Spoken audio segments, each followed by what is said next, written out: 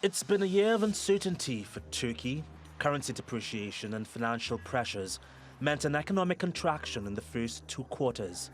But third quarter figures suggest things may be looking up. Following the quarterly growth, our economy started to grow on an annual basis in the third quarter. With the success of the balancing period, the declining costs, increasing confidence indices, and the effects of the change process, we see the annual growth in industry as important. The National Statistics Body says the economy has expanded by 0.9% compared to the same period last year.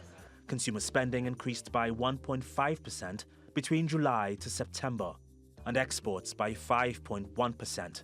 The government says it's got a plan to maintain that momentum. When we look at the direct investments of the people, among every 6 people in Turkey, one of them has pension funds.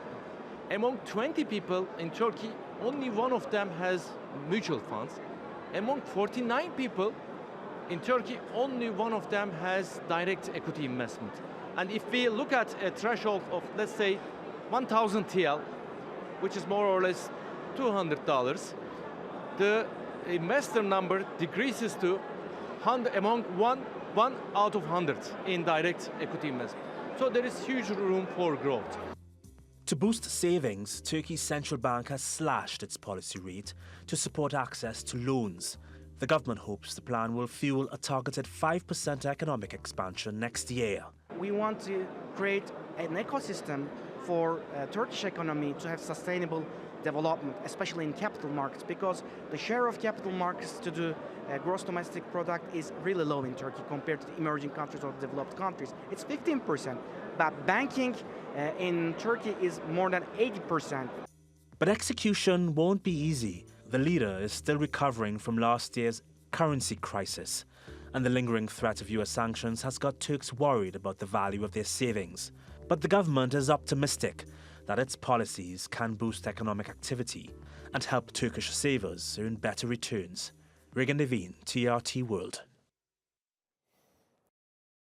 Taha Arvas is a financial columnist at the newspaper Daily Sabah. He's here to help make sense of all the figures. Thank you for joining me on the program, Taha. Good to be here. So Turkey's economy grew just under 1% on an annual basis, and that's just slightly lower than what analysts had predicted. But this is really good news for Turkey's economy, correct? Right, it is. It is. After the little currency crisis that Turkey experienced last summer, a lot of skeptics had worried about if Turkey was able to rebound from that. And this is a good sign that it has. Most notably in the last 3-4 weeks, along with these data, we see that there's a spike in loans taking out for both customers and for businesses. So that's good news all around. What would you say is behind this return to growth? Because I know the central bank has made, some changes and everything. But what would you say are the major factors? I think there's a global environment of lowered interest rates currently. So both the Federal Reserve and the ECB, the European Central Bank, have long been pushing for lowered rates, and now they're stepping up and doing that. So in that respect, investors are looking for anywhere they can get returns. So despite Turkey lowering their interest rates, they're still yielding much higher than other countries are, especially other major economies. And in that respect, investment is coming into Turkey, and it's further lowering interest rates for consumers. And you talked about the little currency crisis that the lira faced last year, but it was actually a big currency crisis. What does this mean for the Turkish lira? This is very Turkish lira positive. At the time, as you said, it was significant in that you never really know in hindsight. Obviously, hindsight's 2020, and we look back and say, now we've recovered from it. That's great. But at the time, it was major, like as you said.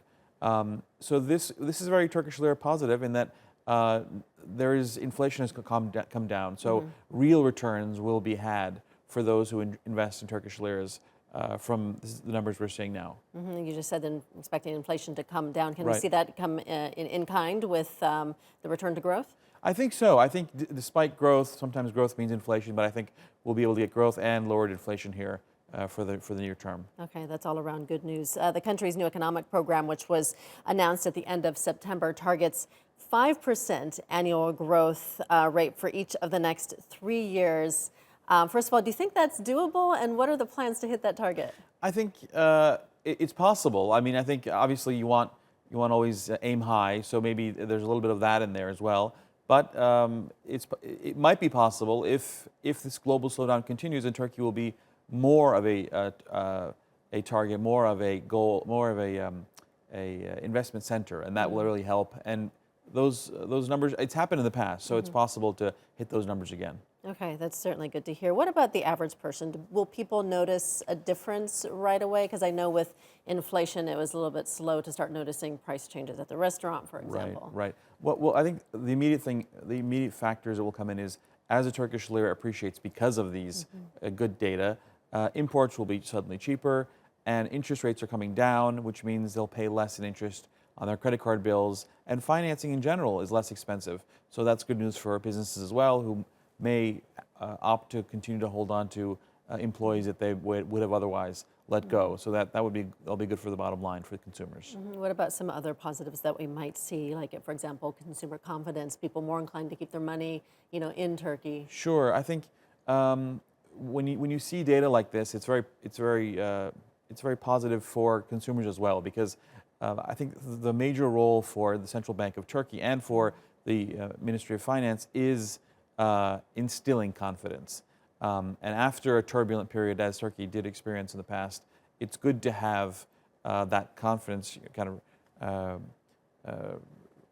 instilled and reinvigorated. Or, right, exactly. So to have that kind of reminded of everyone, I think it's a good step. Right. I certainly want to focus on the positive, but also there's this threat of sanctions from the U.S. looming over Turkey. Is that something that could potentially derail the economy again or put a damper in things? Sure. I mean, if it happened, it would, but I don't think that's. I think that's priced in, and I think the markets realize that it won't be nearly as if sanctions occur. I mean, that's something that can happen at any point, obviously, but I think markets have kind of priced that in, but have discounted that in recent weeks.